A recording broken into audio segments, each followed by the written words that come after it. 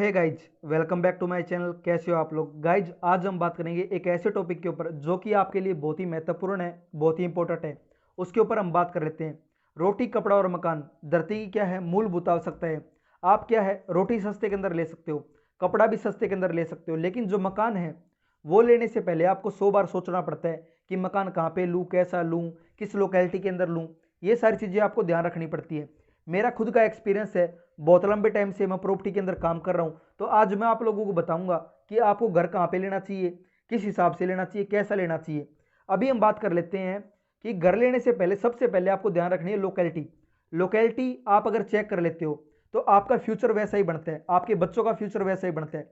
जैसी लोकेलिटी के अंदर आप रहते हो तो वहां पे सीधा इफेक्ट पड़ता है आपकी लाइफ के ऊपर। अब हम बात कर लेते हैं, अगर एक इंसान 1000 रुपये कमाने वाले की संगत के अंदर रह रहा है तो क्या है, वो भी 1000 रुपये कमाता है। अगर आप 2000 रुपये कमाने वाले की संगत में रहते हो तो वो भी 2000 रुपये कमाता है। अगर आप लाख रुपए कमाने वाले की संगत में रहते हो तो आप भी लाख रुपए कमाते हो। अगर आपके बच्चे वहां पे रह रहे, उस लोकेलिटी के अंदर रह रहे हैं, तो किस भाषा का वो यूज कर रहे हैं, कैसे बातचीत करते हैं, उनका व्यवहार कैसा है, वो डिपेंड करता है कि आपकी लोकेलिटी कैसी है।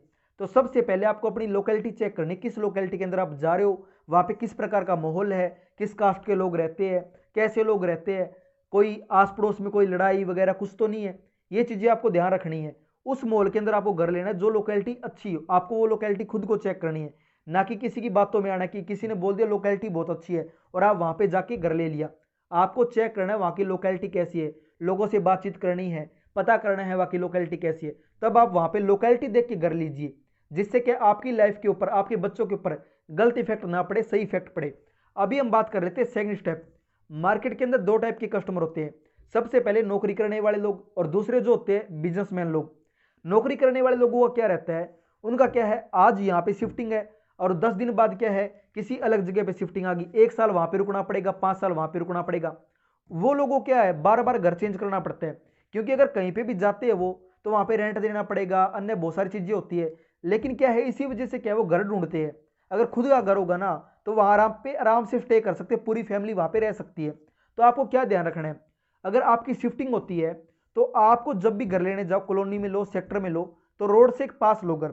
रोड से अगर आप पास लेते हो घर तो क्या फायदा होता है आपका? सबसे पहला फायदा तो ये है कि आप उस घर को कभी भी बेच सकते हो। आप मान लीजिए 4 साल बाद, 5 साल बाद बेचना चाहते हो, रोड साइड का जो घर है ना जल्दी सेल हो जाता है, मुकाबले जो पीछे वाला घर है। पीछे वाला घर सेल होने में बहुत ज्यादा टाइम लग जाता है, लेकिन जो रोड के पास जो घर होता है, 300 मीटर, 400 मीटर, 500 मीटर, 800 मीटर का घर भी जल्दी सेल हो जाता है, लेकिन पीछे वाला घर सेल नहीं हो पाता।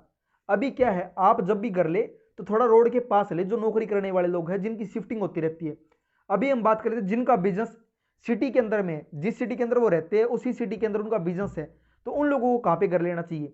अगर रोड साइड मिल जाए तो बेटर है, बढ़िया है। लेकिन अगर आप पीछे भी लेते हो तो कोई दिक्कत नहीं है, 1 किलोमीटर 2 किलोमीटर लेते हो तो सबसे पहली चीज क्या है, आपका पैसा बचता है। दूसरा क्या है, आपका रेट कम लगता है। और तीसरी, आपको टेंशन नहीं रहती कि आज ही मेरे को सेल करना है। हो सकता है आप 4 दिन बाद सेल कर दे, 5 दिन बाद कर दे, 1 महीने बाद कर दे, 2 महीने बाद कर दे, तो इतनी दिक्कत नहीं आती है आपको, आप आराम से सेल कर सकते हो। पीछे लेते हो तो आपको प्राइस कम पड़ता है उस घर का। अभी हम बात कर लेते हैं, इसके अंदर आपको सेफ्टी भी ध्यान रखनी है, सेफ्टी कैसी हो। अभी मैं क्या है, काफी पार्टियों के साथ जाता हूँ, दिखाता हूँ घर, तो मेरे सामने एक इशू आया है। क्या इशू आया है? घर के अंदर बच्चे होते हैं, काफी घरों के अंदर तो क्या है, व्हीकल होते हैं हर बच्चे के पास, और काफी घरों के अंदर क्या है, व्हीकल नहीं होते, तो वो क्या है, पैदल ट्रैवलिंग करते हैं, पैदल आते जाते हैं, बस के अंदर आते जाते हैं, ऑटो के अंदर आते जाते हैं। तो आपको क्या ध्यान रखना चाहिए, अगर आपके घर में लड़की है, लड़का है, तो रोड से डिस्टेंस इतना हो, अगर वो पैदल आए ना तो जल्दी आ सके घर तक। अगर आपका घर दूर ले लिया आपने तो बच्चे को आने में दिक्कत होती है घर तक, ठीक है। आप क्या है, रोड से थोड़ा पास कर लीजिए। लेकिन अगर आपके घर में सभी बच्चे बड़े हैं, आपके पास व्हीकल्स है, तो आप थोड़ा घर दूर ले सकते हो, तो कोई दिक्कत नहीं आने वाली। ये चीज आपको ध्यान रखनी है। आपने पहले वाले स्टेप सुने हो या ना सुने हो, लेकिन इस स्टेप को आप ध्यान से सुनना। इसके अंदर क्या है, कभी भी घर लेते वक्त आप जल्दबाजी ना करें। जब भी आप प्रॉपर्टी ले तो जल्दबाजी ना करें, किसी की बातों के अंदर ना आए। आप जब भी घर देखने जाते हो तो क्या है, एक ऐसी सिचुएशन क्रिएट होती है कि उसके अंदर आपको ये बोला जाता है कि अगर आपने अभी साइन दे दी तो ठीक है, वरना क्या है, इसके ना 2-4 पार्टियां और लगी हुई है, ये किसी और को चला जाएगा घर। इस चक्कर में पार्टियां क्या करती है, अपना पैसा क्या साइन के रूप में दे देती है, जिससे कि उनका पैसा फंसने की गुंजाइश हो जाए, पैसा फंस जाता है उनका।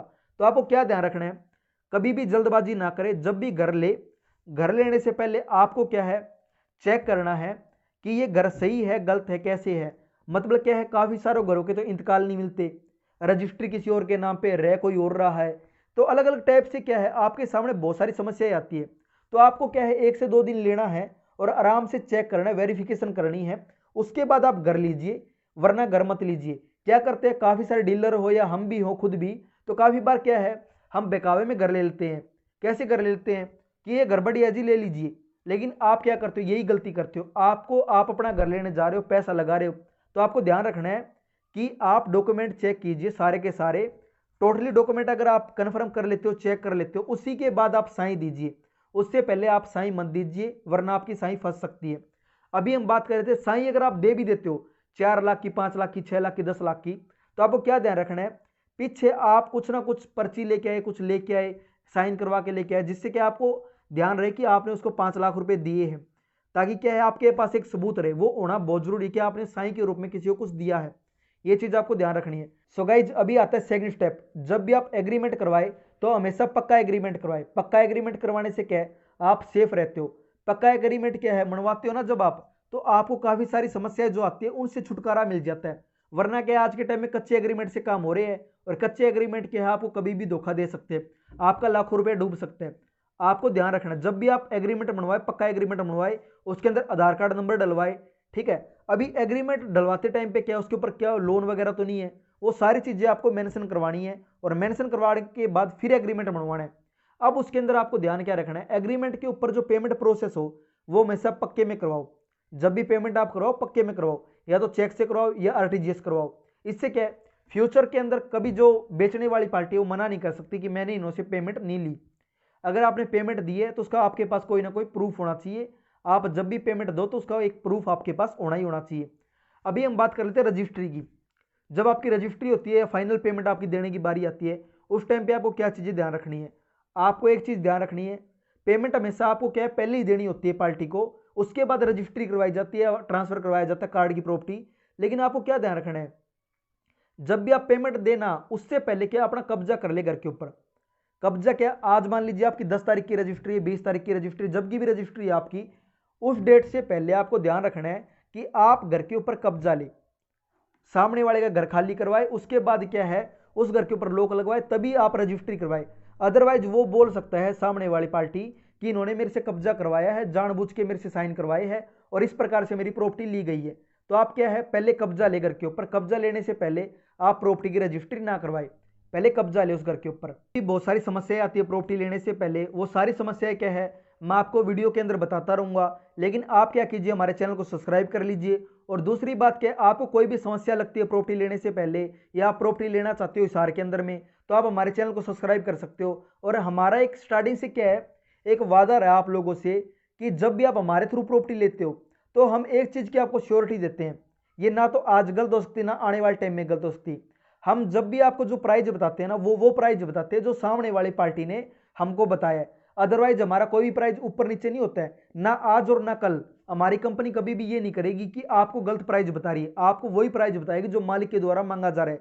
तो आप हमारे ऊपर ट्रस्ट कर सकते हो, हमारे साथ जुड़ सकते हो, हमारे साथ क्या है हमसे प्रॉपर्टी बाय कर सकते हो। अगर आपको और इन्फॉर्मेशन चाहिए प्रॉपर्टी के बारे में तो आप नीचे कमेंट कर सकते हो, और हमारा ग्रुप का लिंक दिया गया है, उसके अंदर क्या है मैं हर रोज अलग अलग प्रॉपर्टी डालता रहता हूँ। ठीक है, अगर मेरे पास कोई भी नई प्रॉपर्टी आती है, कोई भी नई अपडेट आती है, तो मैं उसके अंदर क्या है वीडियो के थ्रू, फोटोज के थ्रू उस ग्रुप के अंदर डालता रहता हूँ। अगर आपने ग्रुप ज्वाइन नहीं किया तो डिस्क्रिप्शन के अंदर ग्रुप है, उसको ज्वाइन कर लीजिए। और मिलते हैं किसी नेक्स्ट टॉपिक के ऊपर।